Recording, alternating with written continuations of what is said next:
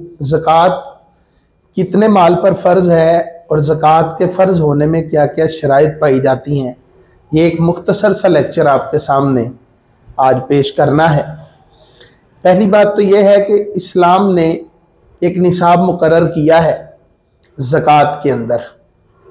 अगर सोना है तो वो निसाब के हिसाब से कम अज़ कम 7.5 तोले सोना हो।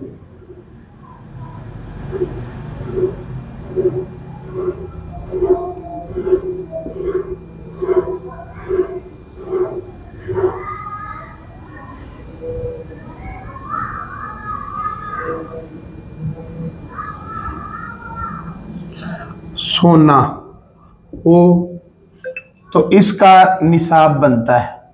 नंबर 2, चांदी आ जाती है।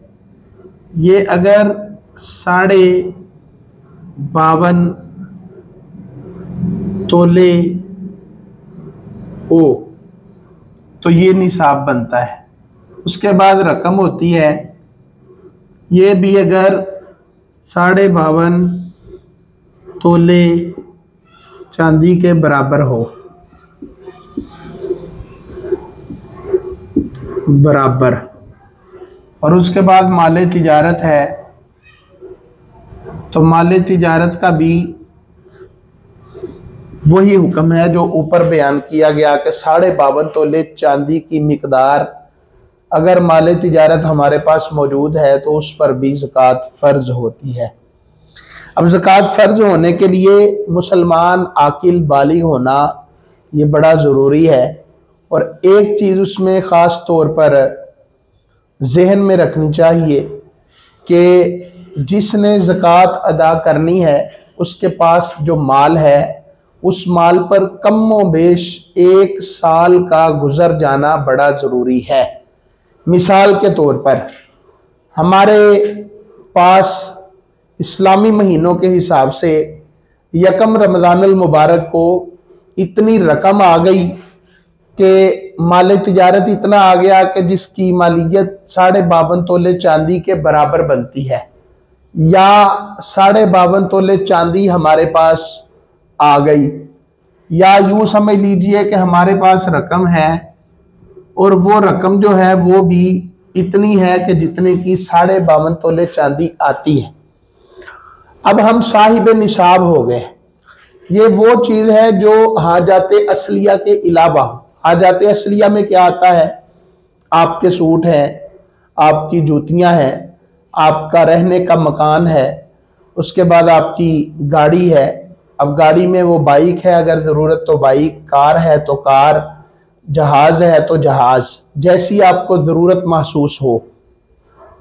उसके बाद आपका मोबाइल है, इसमें भी कोई किसी किस्म की पाबंदी नहीं कि सस्ता मोबाइल होना चाहिए या महंगा।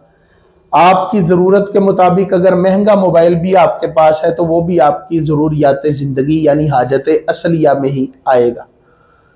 इसके अलावा कोई कर्जा वगैरह आपके ऊपर ना हो। लेन देन निकालने के बाद आपके पास इनमें से कोई भी चीज़ ऐसी आ गई तो आप साहिब निसाब हो गए हैं, लेकिन ज़कात अभी फ़र्ज नहीं होगी, क्योंकि ज़कात फ़र्ज होने के लिए क्राइटेरिया है और वो ये है कि जिस माल पर ज़कात फ़र्ज होनी है कम अज़ कम उस पर 1 साल का गुजरना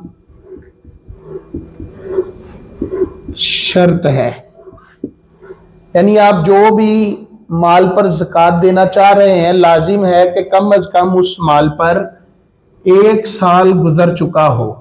मसलन यकम रमज़ान को आपके पास ये रकम आ गई। अब ये रकम आने के बाद आप साहिब निसाब हो गए। अब आपकी रकम जो है वो पूरा साल घटती बढ़ती रहती है। मिसाल के तौर पे 52 तोले चांदी की रकम 1 लाख रुपया बनती है, मिसाल के तौर पर, जो यकम रमज़ान को थी। अब ये रकम जो है वो कभी बढ़ती है, कभी कम होती है, कभी 50,000 हो जाती है, कभी 25,000, कभी लाख हो जाती है, कभी 10 लाख हो जाती है। ये बढ़ती रहती है, कम होती रहती है, बढ़ती रहती है। वक्त गुजरने के साथ साथ जब अगले साल माह रमजानुल मुबारक की 1 तारीख आएगी और जिस वक्त आप साहिब निसाब हुए थे वो वक्त में अगर आपके पास जो रकम है वो 52.5 तोले चांदी की मिकदार अब भी मौजूद है या उससे ज्यादा है, या एक दिन पहले आपके पास कम थी लेकिन एक दिन बाद ये वक्त आने से पहले पहले आपके पास इतनी रकम हो गई कि वो निसाब की कदर को पहुंच गई या निसाब से बढ़ गई, तो अब उस सारे माल पर ज़कात देना जरूरी होगा। मिसाल के तौर पर आपके पास 1 लाख रुपया था यकम रमजान को, जब अगली बार यकम रमजान आया और यकम रमजान को आप 12 बजे जो है वो साहिब निसाब हुए। अब 12 बजे के पहले अगर आपके पास 50,000 रुपये था लेकिन यकदम आपको कहीं से कोई माल हाथ लग गया तो आपके पास 10 लाख रुपया हो गया। अब अगरचे पूरे माल के ऊपर 1 साल नहीं गुजरा, ये तयशुदा है, लेकिन इसके बावजूद जब 1 साल नहीं गुजरा लेकिन 1 साल गुजरने के दौरान जितनी रकम आपके पास आई है वो उसी क्राइटेरिया में दाखिल हो जाएगी।